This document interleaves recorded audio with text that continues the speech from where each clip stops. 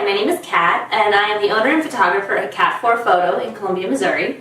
I run my own blog at allmyhatsblog.com, where I talk about my experiences running a business, and I work in marketing as a marketing research analyst.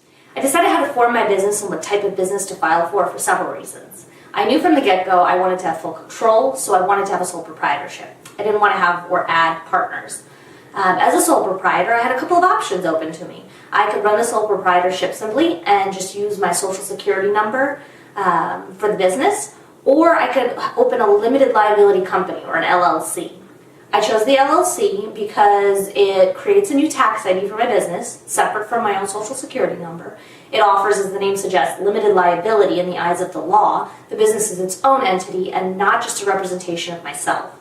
I found all these factors to be really important, and so that is why I made that specific choice. It's a little more expensive than simply being a sole proprietor. However, I felt the cost was worth, and the paperwork was worth, the protection it offered. To figure all this out, I did a lot of research. I started with my state's Secretary of State website, and then my state's business guide websites. I've noticed a lot of states have these now.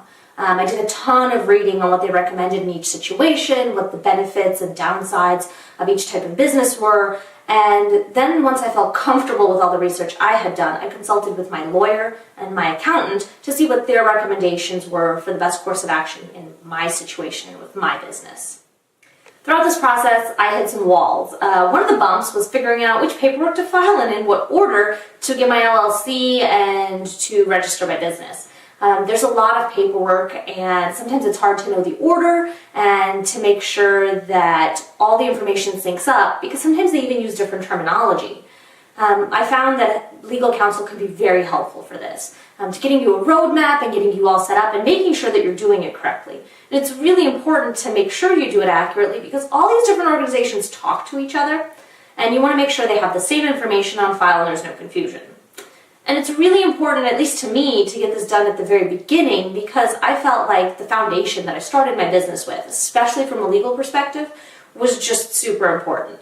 I didn't want to have to reconcile paperwork or go back and try and find months and months worth of information later if something should go wrong. So it was super important to get it all set up right at the very beginning and make sure I was comfortable with how I was running my business right from the get-go.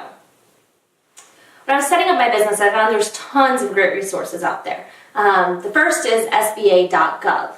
It's a national small business resource with lots of great information. It's super easy to navigate and very helpful. Second, I would say check out your state resources and local resources. The State Secretary of State website, your state business guide websites, and even my city had a local business website that help you with checklists and information on how to set up, start, and run your business. There's great resources and usually very helpful also.